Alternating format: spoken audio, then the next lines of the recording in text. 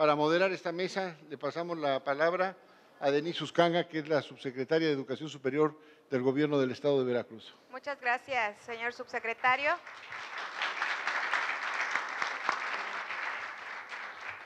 Quiero, antes que otra cosa, dar a todos ustedes la más cordial bienvenida a este foro, que, como se ha dicho ya, será coordinado por el señor subsecretario de Educación Superior de la Secretaría de Educación Pública.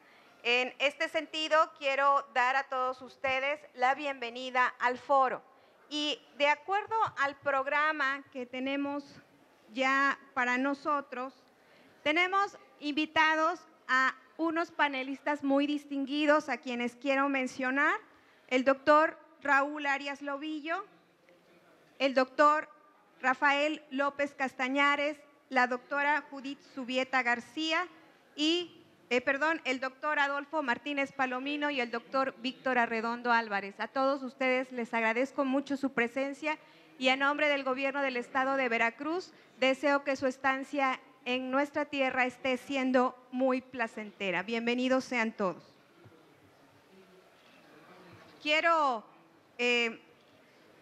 dar la palabra a nuestro primer ponente, el doctor Raúl Arias Lobillo. Él hablará del Sistema Nacional de Educación Superior. Todos nuestros ponentes con unos currículums muy amplios. Voy a destacar lo más importante de él. Él es coatepecano, de aquí de Veracruz, realizó estudios de licenciatura en Economía en la Facultad de Economía de la Universidad Veracruzana de 1974 a 1979, se tituló con la tesis profesional Crisis, Monetarismo e Internacionalización del Capital Financiero. Estudió la maestría en Economía en el Centro de Investigación y Docencia Económicas, con la tesis de grado El monetarismo como ideología. Realizó también estudios de doctorado de Economía Internacional y Desarrollo Económico en la Universidad de Barcelona, graduándose con la tesis Crecimiento, Pobreza y Medio Ambiente, una propuesta de indicadores de sustentabilidad para Veracruz. Realizó diversos estudios, muchos por cierto, como el Seminario de Teorías del Valor y Análisis Monetario, el Seminario Patrón y Política Monetaria en México, Seminario Liberalismo y Teoría Económica, y ha desempeñado numerosos cargos en la administración y en la academia. Actualmente, él es el rector de la Universidad Veracruzana, nuestra máxima casa de estudios, a quien le cedo la palabra. Muchas gracias. Para ahorrar tiempo, solamente diré que es un honor compartir la mesa con distinguidos colegas y agradezco la invitación al subsecretario Serrano por esta honrosa invitación. Estamos todos convencidos de la importancia que tiene la educación y yo diría particularmente la educación superior. Quiero subrayar la importancia, yo diría, neurálgica que tiene para el desarrollo futuro del país. Eso está ampliamente documentado desde cuando menos hace 25, 30 años.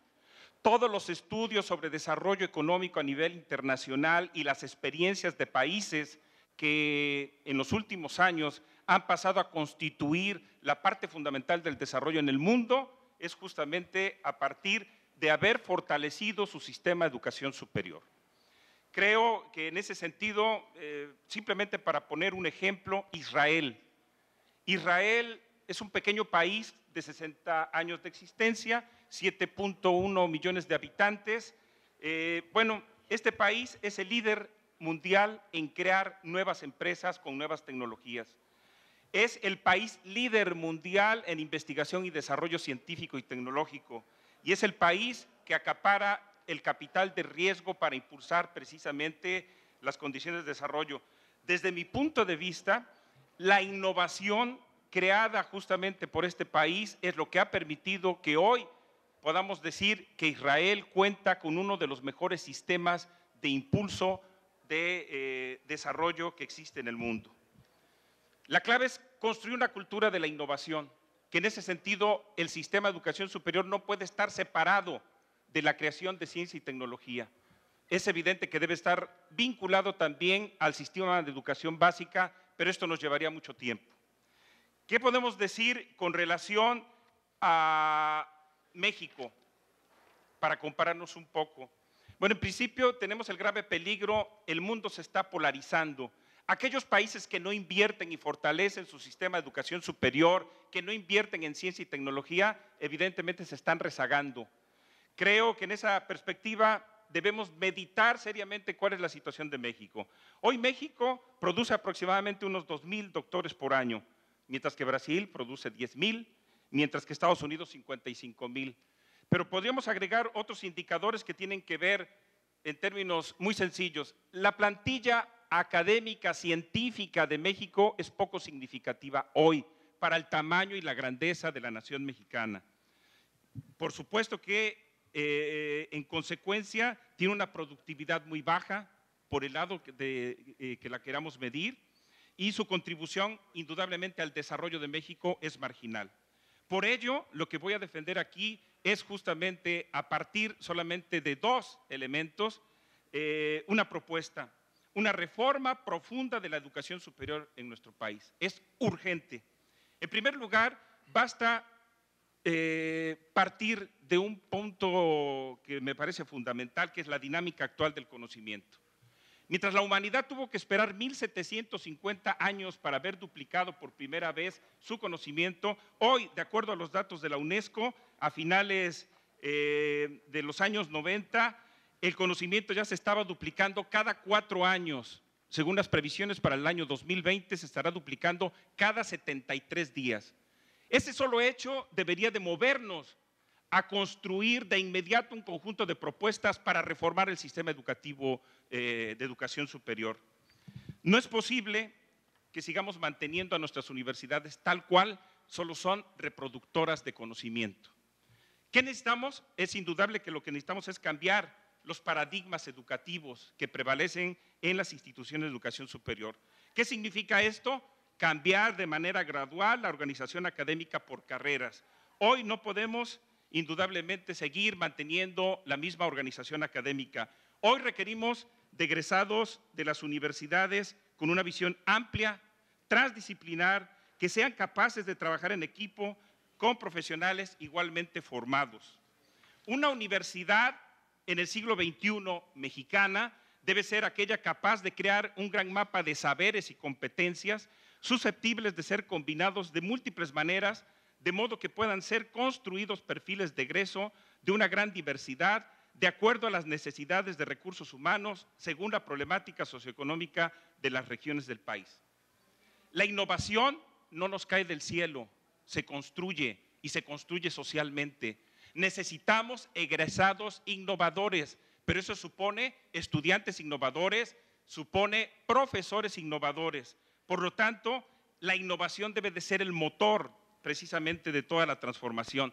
Para ello, el proceso de enseñanza-aprendizaje debe de estar centrado en los estudiantes y no en los profesores, como sucede actualmente. Ustedes saben, hoy toda la capacidad de innovación tecnológica y científica en el mundo supone transdisciplinariedad, supone trabajar en equipos completamente multidisciplinarios. Simplemente preguntémonos, la genómica combina la biología molecular, la bioquímica, la informática, la estadística, las matemáticas, la física, entre otras disciplinas. Si seguimos parcializando el conocimiento tal y como lo hacemos a través de las carreras, es evidente que no vamos a avanzar. Pero hay otra razón fundamental, que es el mercado laboral. Simplemente comparemos lo que es el mercado laboral de países como el nuestro, no desarrollados, con las transformaciones que ha tenido en las últimas 2 décadas en los países desarrollados, y ahí nos da inmediatamente una respuesta. Los datos lo conocen, pero es indudable que es realmente preocupante cómo la tasa de desempleo de los universitarios creció de 2,3% a 5,1% en la última década de este siglo. Pero lo que es más grave, solo el 60% de los que tienen un empleo se emplean en ocupaciones que exigen conocimientos profesionales, lo cual es gravísimo. Eso quiere decir que el 40% está desempeñándose en actividades donde evidentemente gente que no tiene formación universitaria podría estar ocupando esos puestos de trabajo. Un efecto no menos importante es que eso deprime los salarios aún más en estas áreas de ocupación. Bueno, ¿qué necesitamos para impulsar esto? Primero, tener un sistema de educación superior que no tenemos. Hoy lo que tenemos, y lo hemos dicho en muchas ocasiones, es un archipiélago donde cada una de las instituciones toma decisiones sin una adecuada coordinación. Si uno se preguntara por qué el 90% o más de la oferta educativa de las 3.005 universidades que existen en el país son carreras ampliamente saturadas en el mercado, uno se pregunta, ¿y quién tomó la decisión? Pues nadie. Nadie tomó la decisión porque esta oferta es el resultado espontáneo de las decisiones atomizadas tomadas por cada una de la institución de manera aislada. Otro gravísimo problema es sin duda el gran número de universidades que tenemos. 3.005 es indudablemente algo escandaloso para el país. Hay que revisar los REBOEs porque en este sentido ha existido demasiada flexibilidad. Cualquier cosa, perdón la expresión, se llama hoy universidad. Eso no puede ser posible. Aquí en el país ha triunfado la changarrización de la educación superior y no podemos permitir más eso. Es obligado cerrar las amplias brechas de calidad que existen entre las instituciones de educación superior mexicanas. Es urgente un mecanismo de planeación nacional de largo plazo que requiere que contemos con presupuestos suficientes y plurianuales. Hoy una universidad que se digne de llamarse así, es una universidad que debe de formar a los egresados, a los profesionales mexicanos del siglo XXI. ¿Y qué supone eso? Hacer una docencia basado en el aprendizaje, basado en los estudiantes, vinculada a la investigación. No podemos seguir simplemente repitiendo un conocimiento que quedó obsoleto en el siglo pasado. Debe de haber una estrecha vinculación docencia-investigación, de tal manera que podamos efectivamente enfrentar un reto fundamental, que las universidades mexicanas se constituyan en palanca del desarrollo del país. Las universidades, aquí hay un problema que no es problema, es simplemente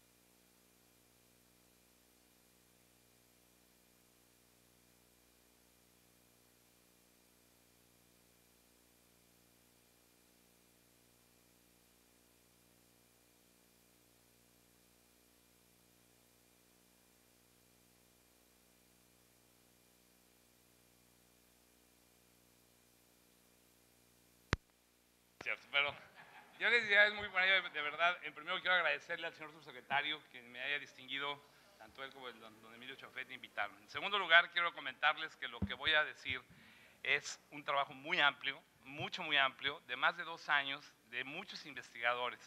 Entonces, no me lo tomo como autoría personal, sino es un trabajo que cada sexenio la NUYES se elabora, ustedes lo saben, que es un documento muy importante, que tiene políticas muy trascendentales y que no es fácil elaborarlo porque tiene que ver con todo el estudio de lo que está pasando en la vida actual en la educación, lo que pasa en otras latitudes, tanto Sudamérica, Centroamérica, Norteamérica, en Europa, etcétera, y de ahí vamos nosotros conformando muchos de los trabajos, siempre con el apoyo de nuestra máxima casa de estudios, de la ODG, de todas, no menciono todas en general, y eso es importante que lo sepan. Entonces, la visión de la asociación sobre la transformación de la educación superior. El tema que me dijeron que hablar un poquito es la parte de cobertura con inclusión social, calidad y pertinencia.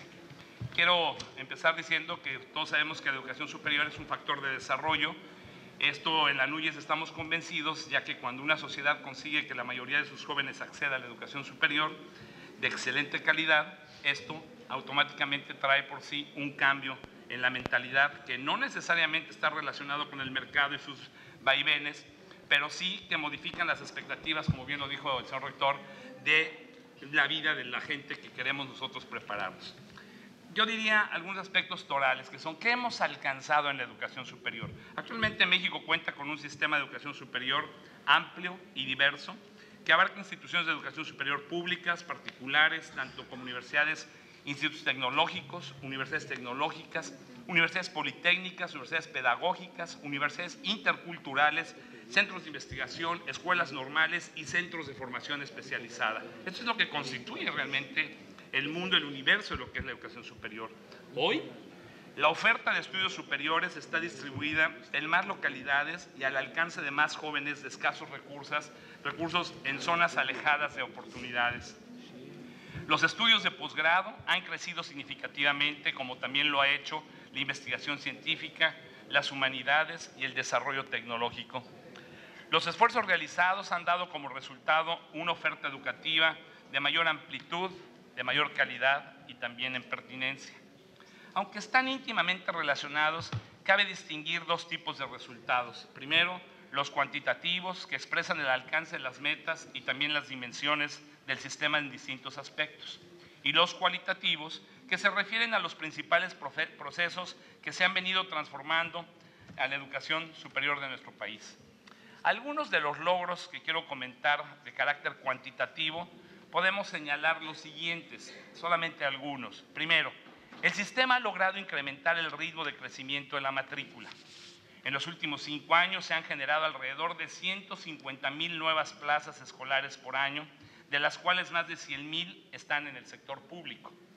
Esta pauta de crecimiento se ha traducido en una ampliación de la tasa bruta de cobertura en la modalidad escolarizada del 23.7% en el ciclo 2005-2006 al 29.5% en el ciclo 2011-2012, porcentaje que asciende a la fecha al 32.8% si se considera también la matrícula no escolarizada.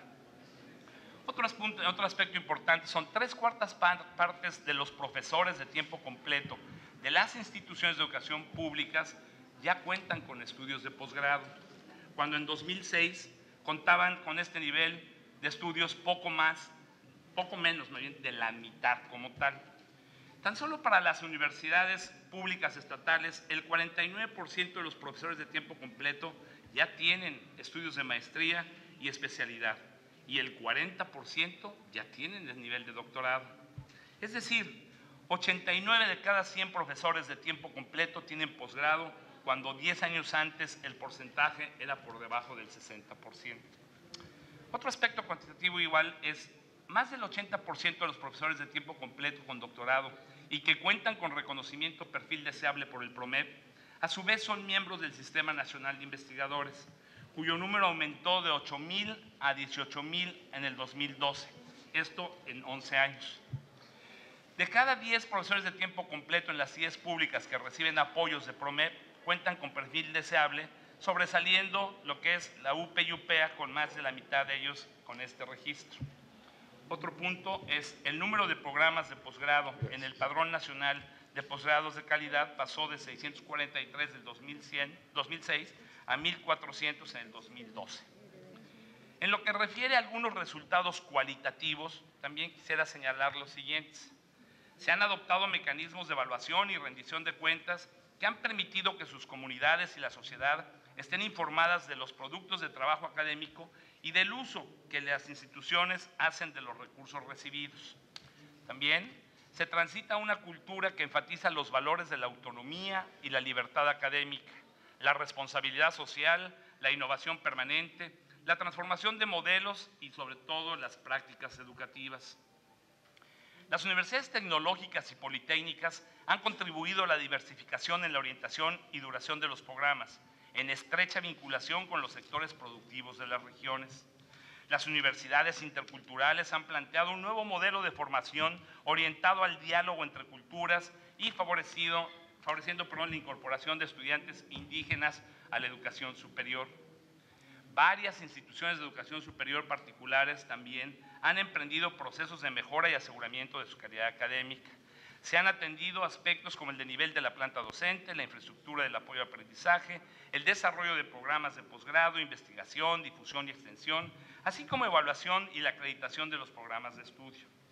Se iniciaron reformas en los sistemas de pensiones en las universidades públicas, estatales, y se canalizaron recursos para disminuir los pasivos que más impactan las finanzas institucionales. La continuidad del PIFI y del PROMEP y el establecimiento de nuevos programas de apoyo a la educación superior han estimulado mediante fondos concursables la planeación estratégica de las universidades.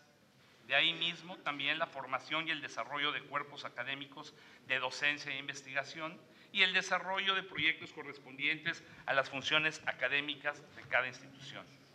Esto es de manera general, pero ¿qué no hemos podido remontar también en una visión desde nuestra asociación? Debe reconocerse, sin embargo, la persistencia de problemas y la aparición de nuevos retos que limitan la profundidad de los logros. Entre los problemas que se identifican como más torales son los siguientes. Persisten en las CIES niveles de desigualdades de calidad y pertinencia académica, así como alcances limitados en la cobertura y fundamentalmente en la equidad social de la educación superior. Escasa correspondencia entre las formas de coordinación vigentes y el tamaño de diversidad del sistema de educación superior. Otro tema también a considerar es cómo consolidar la reforma integral de la educación media superior y atender los requerimientos de recursos financieros, humanos y materiales que se desprenden de la propia Constitución, que establece la obligatoriedad de la educación media superior y su universalización de manera gradual si no contamos con recursos. El limitado financiamiento público de la educación superior y la carencia de criterios idóneos para la distribución y ejercicio, así como la carencia de certeza jurídica en el financiamiento público de la educación superior, la insuficiencia e inequidades de los presupuestos federales y estatales y la inexistencia de presupuestos plurianuales también es un freno muy importante. Otro punto es la insuficiencia de políticas para impulsar la investigación científica y tecnológica y sobre todo, como bien lo dijo también el señor rector, la articulación con el desarrollo nacional y con la educación superior del país. No pueden estar disociados estos factores tan importantes. Adicionalmente, temas como la carencia de una política general para la renovación de la planta académica y para la jubilación adecuada, insuficiente internacionalización, inseguridad en los campus e instalaciones de las CIES, como reflejo de la inseguridad que prevalece en las distintas regiones del país, inexistencia de un marco normativo regulatorio de la educación superior en su conjunto y desde su diversidad entre las principales funciones. ¿Qué propone la asociación como tal? En 1999 la NUYES planteó una perspectiva de largo plazo que habría de orientar en términos generales las principales propuestas y recomendaciones de la asociación en los años siguientes. El documento más reciente de la asociación que contiene planteamientos para avanzar en esa dirección se titula Inclusión con responsabilidad social, elementos de diagnóstico y propuestas para una nueva generación de políticas de educación superior, y se vende a la salida, no es cierto, eso es comercial. El texto fue elaborado con la finalidad de contribuir en el proceso de consulta democrática conducente a la formulación del Plan Nacional de Desarrollo, con el punto de vista de las asociadas, 175 a la fecha, sobre la opción de desarrollo de los sistemas en los próximos años. La NUYES está convencida de que el país requiere construir una política de educación superior, ciencia y tecnología con visión de Estado, por lo que convoca a todos los actores involucrados a establecer los acuerdos necesarios para construir con institucionalidad que se traduzca en políticas públicas una concepción renovada de la gestión de los procesos de generación, de transmisión, difusión y aplicación del conocimiento, que a la vez comprometa a los tres órdenes de gobierno, a las propias instituciones educativas y a todos los sectores de la sociedad a fin de hacer que la educación superior, la ciencia, la tecnología e innovación efectivamente sean lo que deben de ser, palancas de un nuevo modelo de desarrollo basado en el impulso del conocimiento, sostenido con inclusión social plena.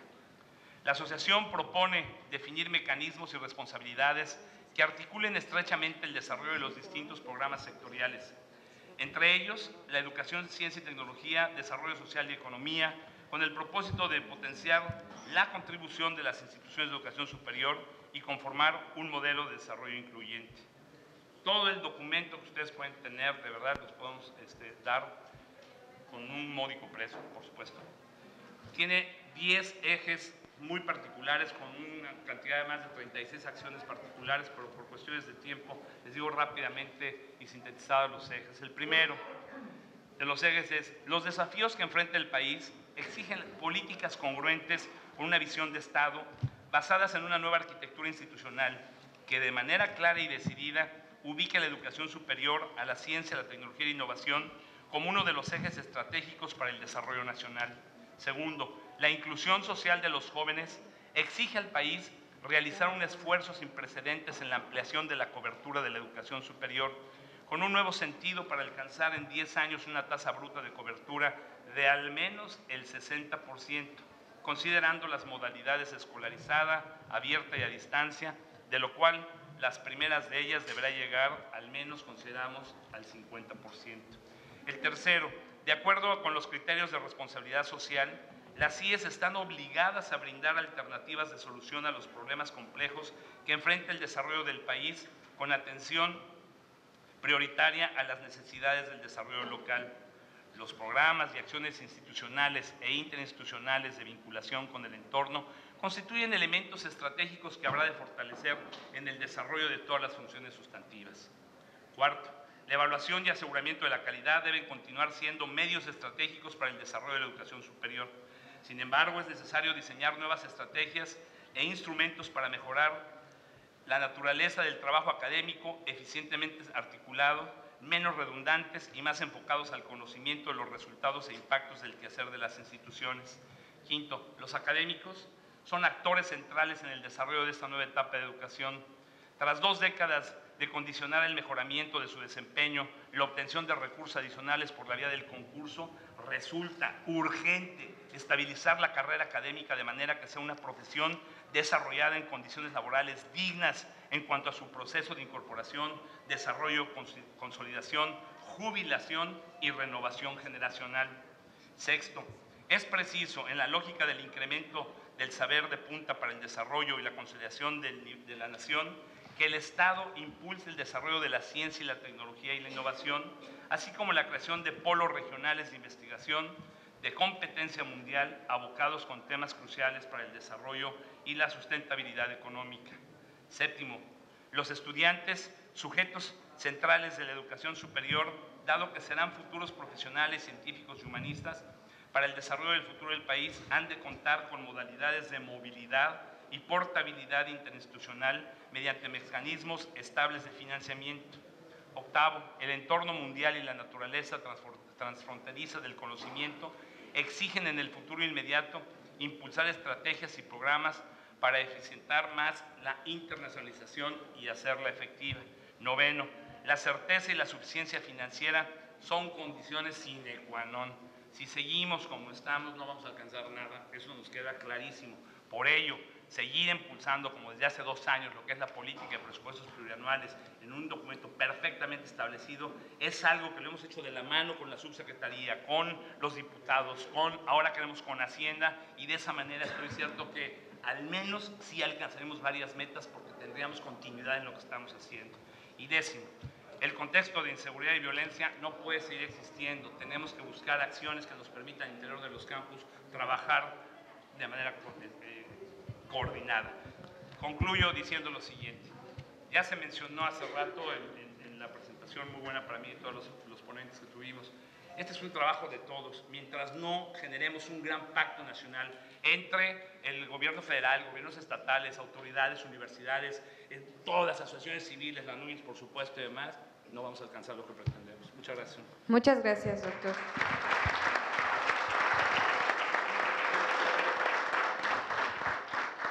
Y quiero cederle la palabra a la doctora Judith Zubieta García. Ella va a hablarnos del uso de las TICs en la educación superior.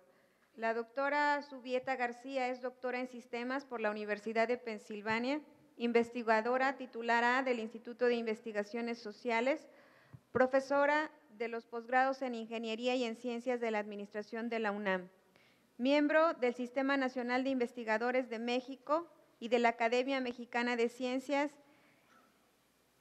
Sus líneas de trabajo se centran en el estudio del Sistema Nacional de Ciencia y Tecnología desde la perspectiva institucional de género y de políticas públicas. Autora de numerosas publicaciones especializadas y de divulgación, dirige el Verano de la Investigación Científica en la Academia Mexicana de las Ciencias. Adelante, doctora. Muchas gracias. Buenas tardes a todas y todos ustedes. Señor subsecretario, muchísimas gracias por haberme invitado. Muchas gracias también a nuestros anfitriones, la Secretaría de Educación del Gobierno del Estado de Veracruz, por su espléndida recepción y calidez. Muy gentiles. Muchas gracias. El proceso de globalización que hemos presenciado desde finales del siglo XX, así como la velocidad con la que éste ha permeado en la sociedad, han sido facilitados en gran parte por un desarrollo tecnológico en el que se han favorecido las telecomunicaciones. A esto podemos agregar el incremento en el número, capacidades y uso de las computadoras y otros equipos que paulatinamente se han introducido en todos los ámbitos de la vida, siendo uno de los más importantes el educativo. A pesar de que en materia de educación superior desde hace ya varias décadas se ha venido hablando de tecnología, y aquí en este vocablo estoy involucrando a todas las TIC, las tecnologías de la información y la comunicación, el notable incremento en el número y variedad de equipos, al igual que la creciente facilidad para acceder a ellos en nuestros espacios educativos, no ha estado acompañado de resultados exitosos, ya sea por la falta de programas o políticas apropiadas, por la ausencia de estrategias formativas o por una aparente imposibilidad de ofrecer servicios educativos con altos niveles de calidad. No obstante, tampoco debemos soslayar la importancia que algunas tecnologías han tenido en estos años. En efecto, no deben menospreciarse los esfuerzos pioneros que en materia de televisión educativa, por solo citar un ejemplo, se realizaron en nuestro país con el propósito de ampliar el alcance e impacto de la educación a partir de la década de los 70. El advenimiento de la tecnología educativa y la incorporación de la computación en la educación aceleraron el surgimiento de nuevas modalidades educativas, incluso antes de la Internet. Con el surgimiento de esta, desde luego, se abrió una nueva forma de utilización masiva de las redes de cómputo, favoreciendo su inclusión en algunos procesos educativos. Durante los últimos años de la década de los 90, varias instituciones de educación superior, y a ellas me referiré en lo sucesivo como IES, empezaron a realizar esfuerzos para incorporar la tecnología en algunos planes y programas de estudio que ofertaban en modalidades no presenciales ya desde entonces, aún sin haber modificado sus propios modelos educativos. Estas modalidades poco a poco se fueron transformando a la par de los modelos que las sustentaban, hasta que, con el apoyo de redes telemáticas y con un creciente número y variedad de recursos, se empezó a promover la educación a distancia mediante programas de formación profesional, de posgrado y de lo que hoy denominamos formación para la vida y el trabajo, la educación continua. Resulta, pues, indiscutible que en la modernización del quehacer universitario las TIC han jugado un papel fundamental. En este camino, aunque con diversos matices, se han incluido tanto a maestros y alumnos en la parte sustantiva como a directivos y responsables de la gestión. Al hacerlo, implícitamente se ha reconocido que a través de las tecnologías se amplían los horizontes de la información, se facilita la interacción con otros colegas y se propicia el liderazgo de proyectos innovadores. No obstante, la promesa de que todo ello redundará en una mejor calidad de la educación aún sigue sin cumplirse, sin poderse verificar cabalmente.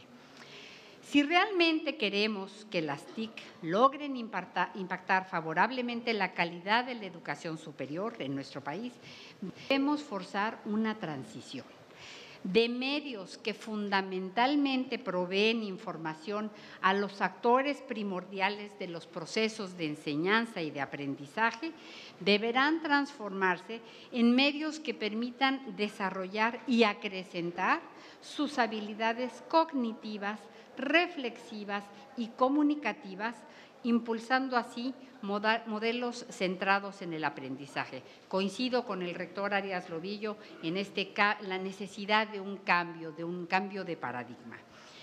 Todos sabemos que los presupuestos universitarios, como ya señaló el doctor López Castañares, siempre son insuficientes y que en ocasiones estos también pueden verse afectados por cambios en las administraciones federales, locales, institucionales. Pese a ello, resulta relativamente fácil constatar que las IES han destinado cuantiosos recursos a incrementar y mejorar sus capacidades tecnológicas, reconociendo su potencial en los procesos de modernización educativa. Y entonces me pregunto, y yo creo que muchos de los aquí presentes nos preguntamos, ¿qué cosa es lo que ha faltado? Para responder esta pregunta es necesario reconocer que a menudo se piensa y se pone más interés en los fierros, en los cacharros, que en lo que con ellos se va a realizar, incluyendo desde la información y recursos digitales que se alojarán o transitarán por las redes hasta los programas de formación docente. Pocos han sido los esfuerzos institucionales dirigidos a conocer el grado de penetración de las tecnologías, tanto en las funciones primordiales como entre las diferentes poblaciones que integran sus respectivas comunidades: personal directivo, administrativo, académicos y, desde luego, estudiantes. En el mejor de los casos, nos hemos sentido satisfechos con la percepción de que hay una creciente aceptación tecnológica en nuestras comunidades. Y ya. Lo mismo sucede con administrativos y con estudiantes.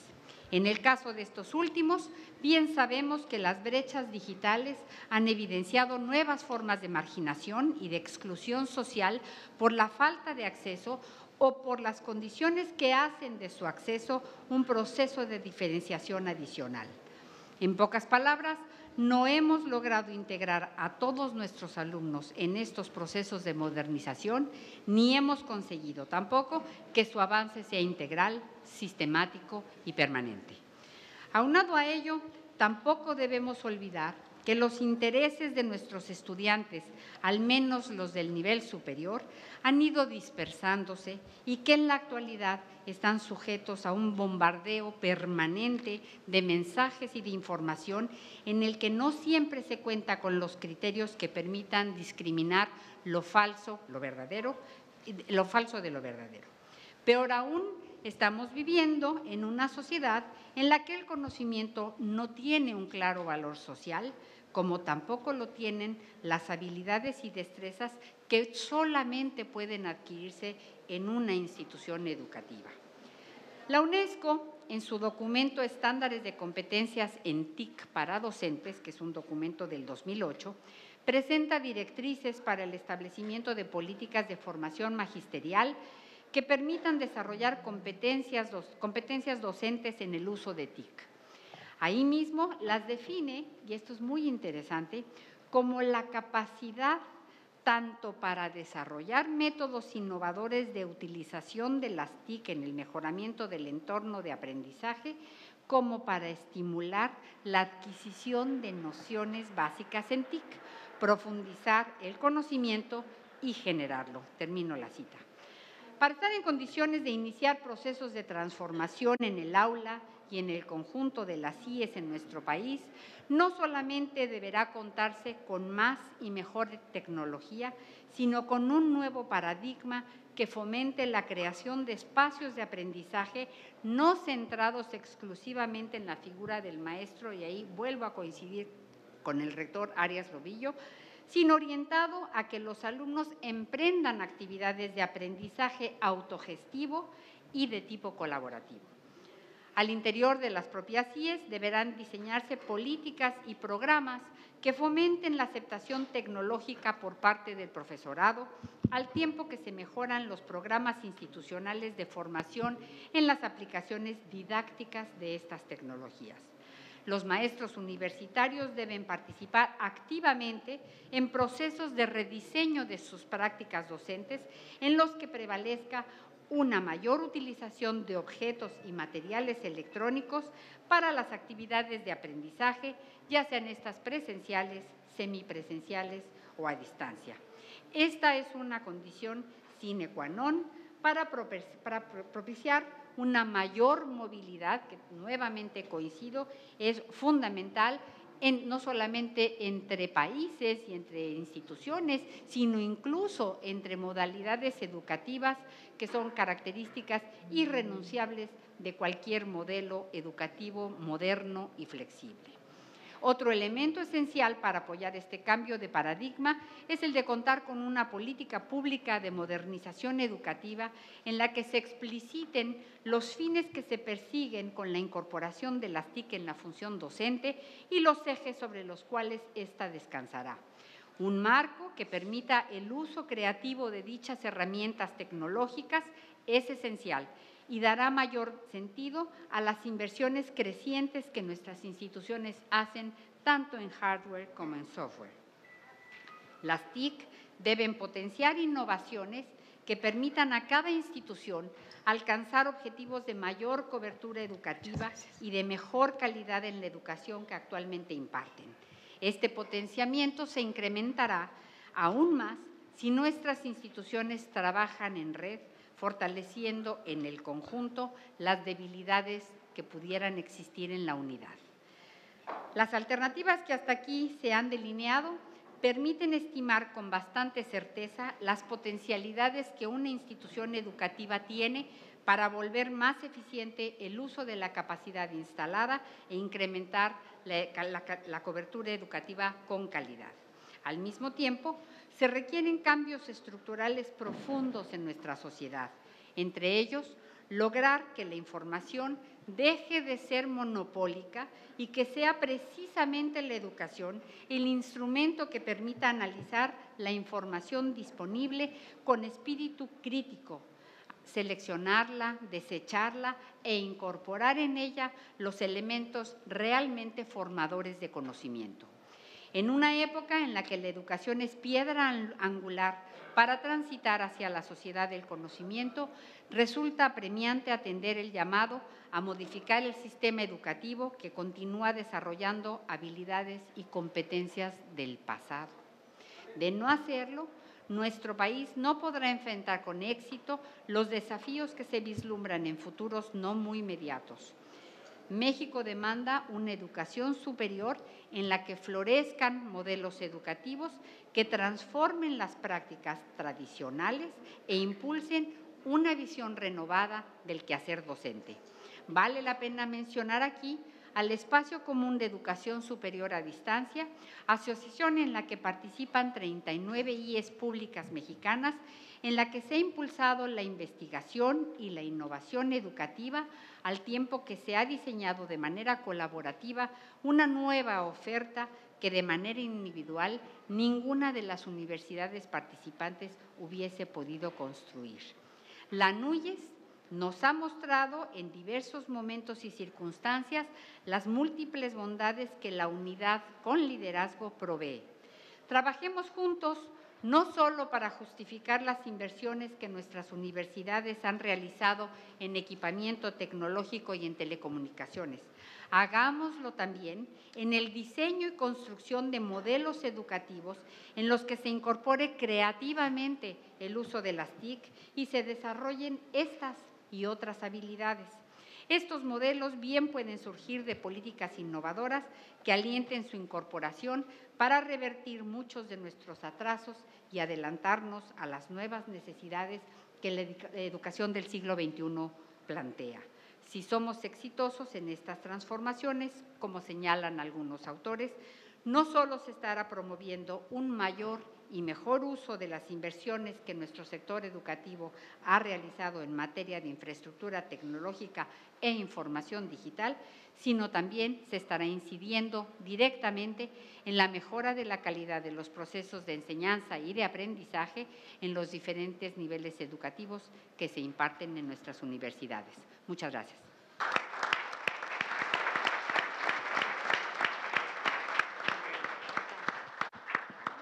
Muchas gracias, doctora Zubieta.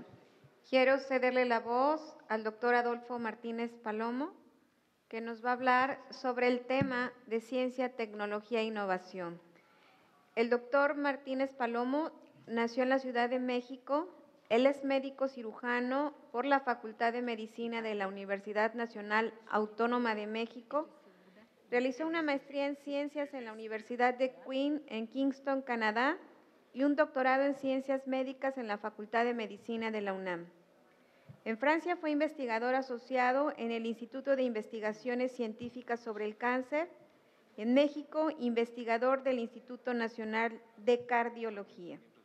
Fue director del Programa Mexicano para el Estudio de Enfermedades Parasitarias de la Fundación Rockefeller, de la Fundación MacArthur y de la Organización Mundial de la Salud. Fue presidente de la Academia de la Investigación Científica, hoy Academia Mexicana de Ciencias, y presidente de la Academia Nacional de Medicina. Fue director general de Políticas de Investigación en Salud y en el Consejo Consultivo de Ciencias de la Presidencia de la República actuó como coordinador general. También ha participado en organizaciones internacionales destinadas a impulsar la investigación en salud en el extranjero. Adelante, doctor, con su participación. Muchísimas gracias. Muy buenas tardes a todos. Agradezco la amable invitación del doctor Fernando Serrano Migallón para compartir con ustedes este panel y al mismo tiempo lo felicito por haber incluido en el programa el tema de la ciencia, la tecnología y la innovación, asunto fundamental como pocos para el desarrollo saludable de la educación superior. Yo me propongo en los 9 minutos, 15 segundos que me quedan, el tratar de comentar con ustedes, no resolver, pero comentar dos preguntas. Una de ellas es, ¿por qué la ciencia aquí, ahora, y por qué la ciencia no ha logrado desarrollar un sistema que sea un pilar de desarrollo y de educación para nuestro país? Recordemos, aunque parece obvio, algo hemos hecho mal cuando no tenemos este sistema. Recordemos cuál es la función social de la ciencia. La función social más importante en los países como el nuestro y también la más sutil y la menos apreciada es la capacidad de desarrollar una actitud racional y optimista para analizar el presente y para influir en el futuro. El optimismo es algo que estamos perdiendo y que lo requerimos con urgencia. El dominio de formas de pensamiento universales, el logro de niveles elevados de análisis y la posesión de métodos objetivos para resolver desaciertos son necesarios para combatir la frustración y la dependencia cuando existan, frustración y dependencia que tenemos. Estos caracteres inherentes a la ciencia no sustituyen a las ideologías, son independientes de estas y son válidos en todas ellas. Necesitamos una investigación más vigorosa para elevar los niveles educativos y para la realización de la ciencia aplicada y la innovación tecnológica. La tecnología, por eficiente que sea, se torna estéril sin el apoyo de la ciencia. Requerimos, en fin, mejor ciencia para poder recibir, analizar, seleccionar y adaptar los conceptos y los métodos desarrollados en los países que generan la mayoría de la producción científica y tecnológica. En ese remar constante contra la corriente del desarrollo, cualquier alto en el camino produce no una detención, sino un rápido retroceso. Y me atrevo aquí a recordar con ustedes la frase de un sabio español que dijo hace ya casi un siglo, y como escuchamos ahora que tenemos que renovar nuestro entusiasmo por nuestra lengua, por el español, lo voy a recordar. Como dijo el sabio español, si queremos incorporarnos a los pueblos civilizados, cultivar intensamente los yermos de nuestra tierra y de nuestro cerebro, salvando para la prosperidad y el enaltecimiento patrios todos los ríos que se pierden en el mar y todos los talentos que se pierden en la ignorancia. Lo que requerimos es una verdadera política de desarrollo social que incluya a la ciencia y a la tecnología como promotoras del desarrollo, y debemos aceptar que no lo tenemos. La investigación se ha vuelto más competitiva, más costosa, más compleja, y como resultado, los científicos tenemos que responder a prioridades en la investigación que se originan más en los entornos políticos y económicos que en los estrictamente académicos. La ciencia es hoy una empresa colectiva. Para su realización sana y vigorosa, necesita estar integrada al resto de la vida social, que también debe ser vigorosa. El largo camino del investigador para hacer ciencia en nuestro país requiere ineludiblemente ejercer influencia en un campo de acción mayor al de su estrecho cubículo o al de su reducido laboratorio. Por ello, la responsabilidad recae también en nosotros, los investigadores. Algo marcha mal en nuestro sistema científico cuando, y estos son datos muy recientes, la cuarta parte de los mexicanos que tienen doctorado no trabajan en México, trabajan en Estados Unidos. La responsabilidad de desarrollar una política científica recae también en las instituciones públicas. Si bien es cierto que las universidades y los centros de educación superior realizan casi todo el esfuerzo científico del país, también debemos aceptar que lo hacen sin más proyecto común, en el mejor de los casos, que tratar de fomentar la buena ciencia, pero sin coordinación, sin metas comunes, en ocasiones, con frecuencia, con duplicaciones, con imitaciones y también con despilfarros. Recordemos el refrán, las ideas no duran mucho, hay que hacer algo con ellas. Hoy, más que formular ideas en un discurso reiterado hasta el cansancio, la administración presente está tomando por fin acciones firmes para acercar el desarrollo científico al máximo nivel jerárquico del gobierno, unido al nuevo anhelo de superación educativa. Por ello, se avisoran por fin condiciones favorables para que la ciencia ejerza a fondo su efecto benéfico en nuestra sociedad. Ello depende más de nuestra inteligencia que de nuestra opulencia. Muchas gracias.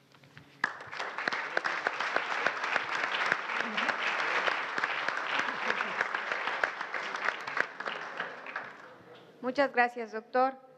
Me permito dar ahora la palabra al doctor Víctor Arredondo Álvarez, que nos va a hablar sobre el tema hacia una reforma universitaria enfocada al profesional del siglo XXI.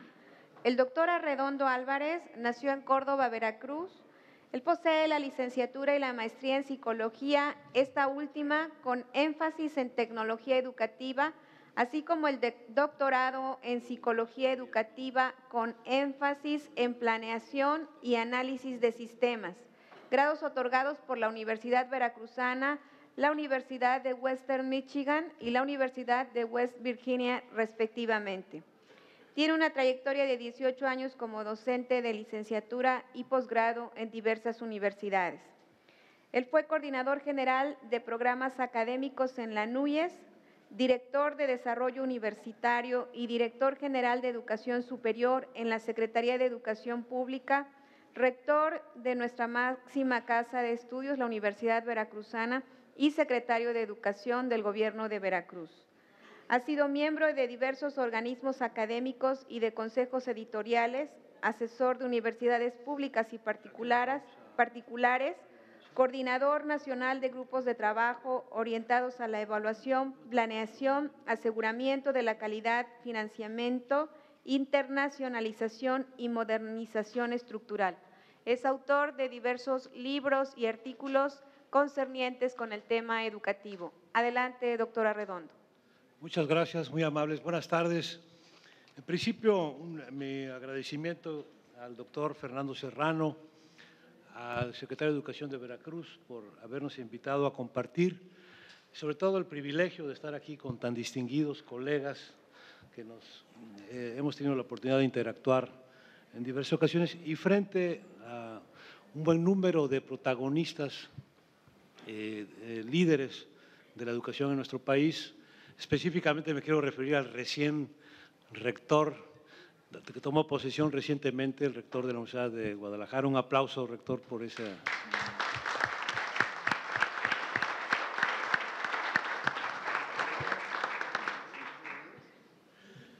Bien, en 1992, en el libro Evaluación, Promoción de la Calidad y Financiamiento de la Educación Superior, publicado por la Comisión Nacional de Evaluación de la Educación Superior, la CONAEVA, de la Secretaría de Educación Pública y compilado por un servidor, argumentaba lo siguiente: los procesos de globalización e integración regional que experimenta el mundo contemporáneo alimentan y hacen más dúctil la transferencia multidireccional de ideas y procesos tecnológicos.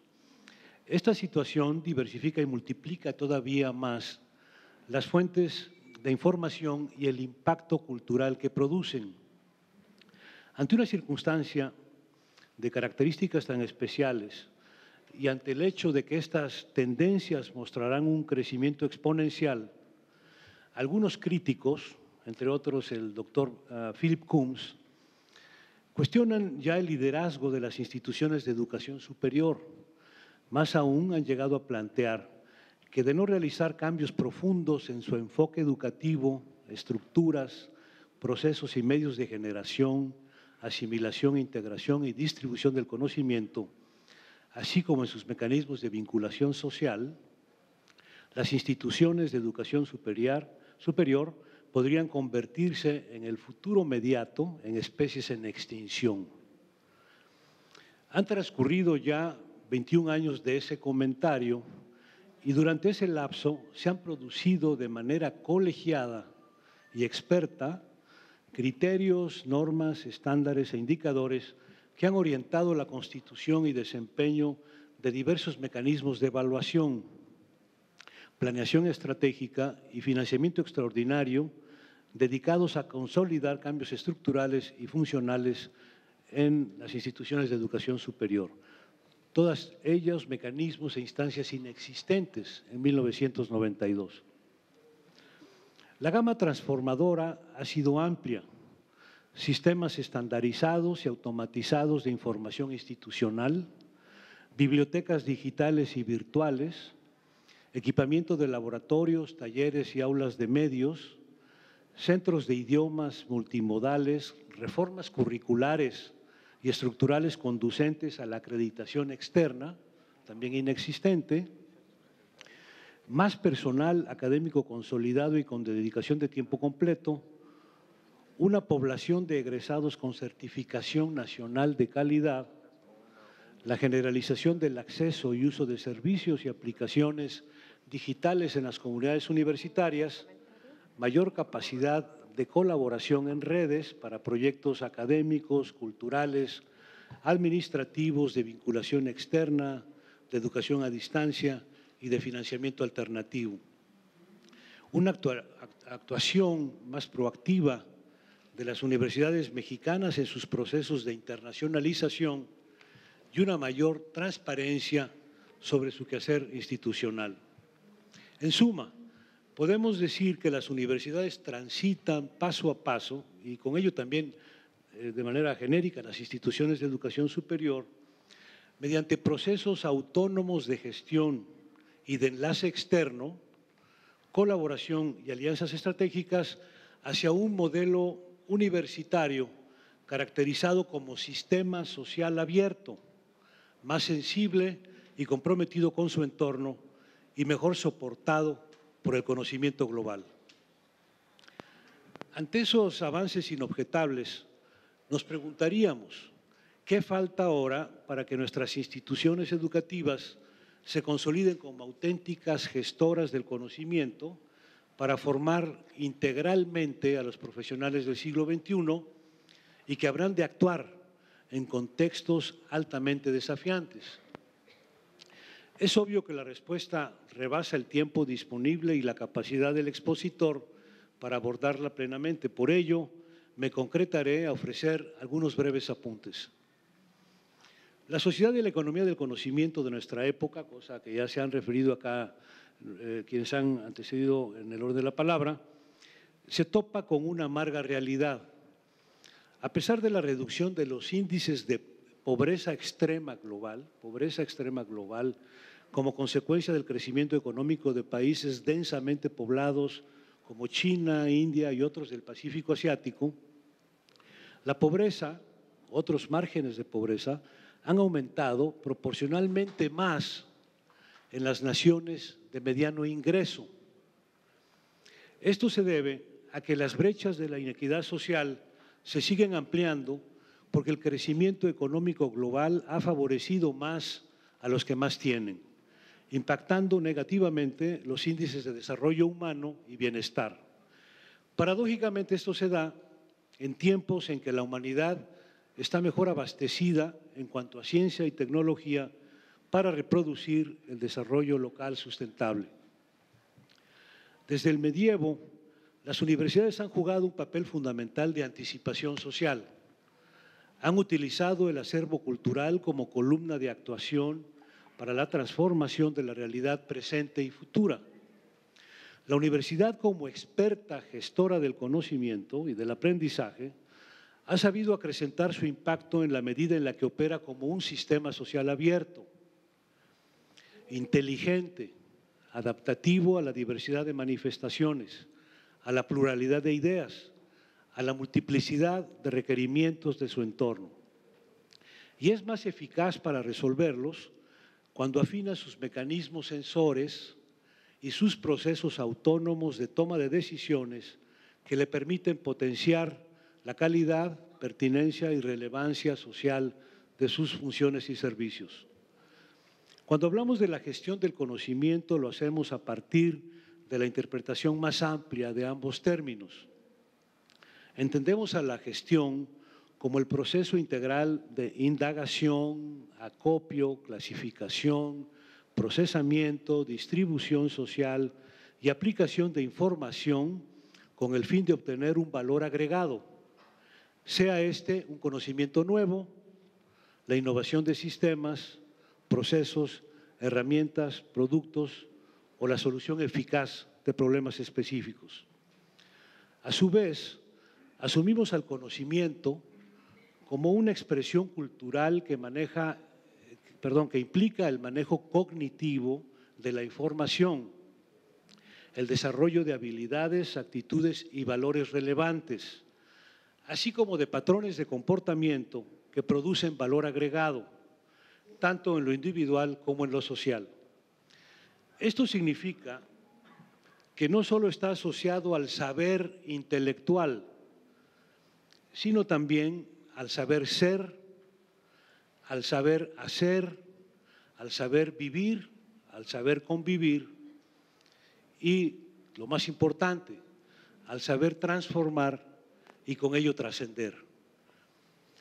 Nos preguntamos, ¿qué tanto aporta la organización académico-administrativa y el perfil del personal universitario de educación superior de hoy en día en el aseguramiento de la formación integral, un tema que se ha reiterado a lo largo de toda la mañana, de los egresados y futuros profesionales del siglo XXI?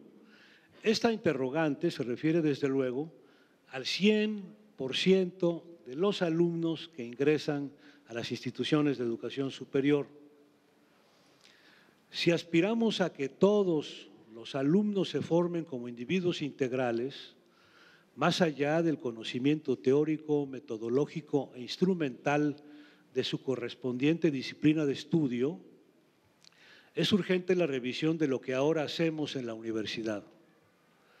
Desde luego que debemos trabajar para que cada egresado logre el saber a partir del manejo cognitivo, reflexivo de datos, teorías, leyes, definiciones, interpretaciones, representaciones e ideas.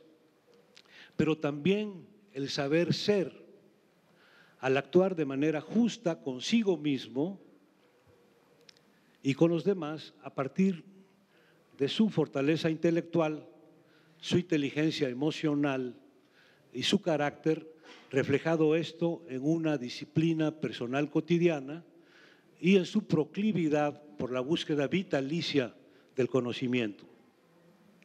El saber hacer, gracias a la calidad de sus habilidades, estrategias y destrezas para el trabajo en equipo. El saber vivir, por sus hábitos de autocuidado, su sensibilidad por lo estético y la naturaleza, así como por su inclinación por el bienestar personal, basado en una vida autónoma, crítica, creativa y responsable. El saber convivir de manera armónica, honesta y solidaria con los demás y con su entorno ambiental. Y finalmente, el saber transformar, debido a la calidad de sus aportaciones a la colectividad. Conseguir lo anterior en cada alumno conlleva la transformación del quehacer universitario, de modo que se diversifique y flexibilice funcionalmente la organización académico-administrativa, los planes curriculares, las tareas inherentes al personal universitario o de educación superior y la operación de los correspondientes sistemas de apoyo.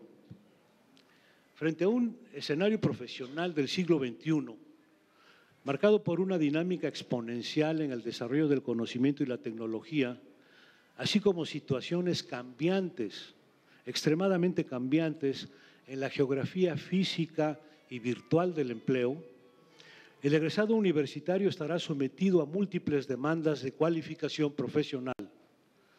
Para afrontar exitosamente este escenario laboral, deberá ser un aprendiz vitalicio y un usuario tenaz de sistemas, aplicaciones y dispositivos móviles convergentes y de una alta integración funcional.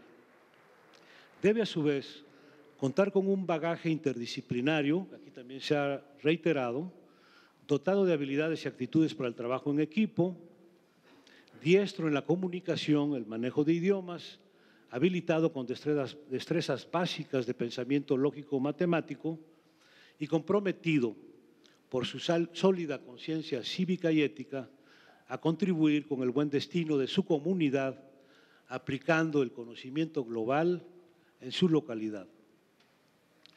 Un repertorio de tal magnitud, diversidad y complejidad no se puede desarrollar exclusivamente a través del discurso en el salón de clases, aunque desde luego en mucho ayuda el modelamiento correcto y buen ejemplo de los maestros. No es posible la formación de valores en ambientes donde los docentes, por muy doctos que sean, pretenden detentar la propiedad exclusiva del intelecto. Porque lo que urge es exactamente lo contrario, despertar en el alumno la inclinación vitalicia por la búsqueda de información, la reflexión, la dialéctica y por la generación de nuevo conocimiento, la innovación y la creatividad aplicados a la solución de problemas.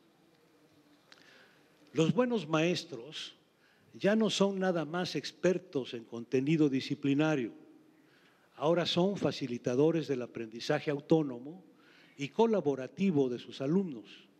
Son los que utilizan todo tipo de situaciones de aprendizaje fincadas en la experiencia vivida, tanto en espacios físicos, intramuros y extramuros, como virtuales. Por ello, resulta necesario ahora hacer un alto en el camino. Es tiempo de reflexionar acerca de lo que viene y sobre aquellos programas que han tenido impactos favorables en el pasado y que pudieran ser objetos de adecuación conforme a las exigencias de hoy. Por ejemplo, comparto con ustedes las siguientes preguntas. Es recomendable que el PROMEP, además de su énfasis en el contenido disciplinario, dirija mayores recursos a fortalecer aquellos perfiles docentes requeridos para la formación integral del profesional del siglo XXI.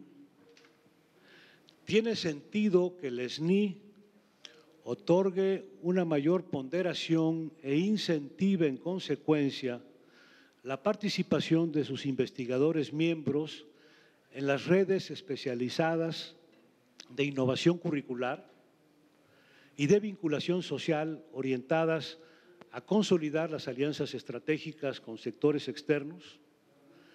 Es posible que el PIFI, el Programa Integral de Fortalecimiento Institucional, incorpore proyectos horizontales de financiamiento extraordinario que consoliden las reformas estructurales orientadas a la formación integral de la gran mayoría de los alumnos. Es aconsejable que los comités institucionales de evaluación y las instancias acreditadoras de programas de licenciatura y posgrado incorporen criterios más rigurosos de formación integral, flexibilidad académica, internacionalización, retención estudiantil, trayectorias escolares fluidas, eficiencia terminal y titulación, dado que actualmente perdemos en promedio casi 1 de cada 2 alumnos que se inscriben en la educación superior. Incluso en muchos de los programas académicos que cuentan ahora con certificación de calidad. Es posible que el Ceneval incorpore en sus evaluaciones de egresados también criterios y mediciones sobre el nivel de desarrollo de conocimientos, competencias, valores y actitudes relacionadas con la formación integral para el siglo XXI. Y por último, es factible una política federal de regularización de plantillas del personal que opera la diversidad de sistemas, servicios y funciones creadas en los últimos 20 años como consecuencia del financiamiento extraordinario dirigido a la innovación, pero que ahora se pagan con recursos de las propias instituciones. Sabemos que las respuestas a estas interrogantes y a otras, muchas más, deben basarse en el análisis sistemático, la ponderación de expertos. Gracias a la ponderación de expertos, nuestro sistema de educación superior nacional logró un cambio trascendente en los últimos 20 años. Es hora, como decíamos, de hacer una revisión. Pero, sin duda, lo que va a ser muy importante también es el convencimiento generalizado de que el sector educativo tiene un enorme potencial de contribución social. Hoy nos anima ciertamente la certidumbre de que contamos con un poder público que reconoce la fortaleza del Estado en la rectoría de la educación, un tema que se ha reiterado también el día de hoy. Nuestro país ha dado muestras en el pasado de que es posible lograr cambios trascendentes. Es tiempo de aprovechar los actuales vientos de transformación para llegar a buen puerto y sobre todo ahora que estamos en el puerto de Veracruz. Muchas gracias.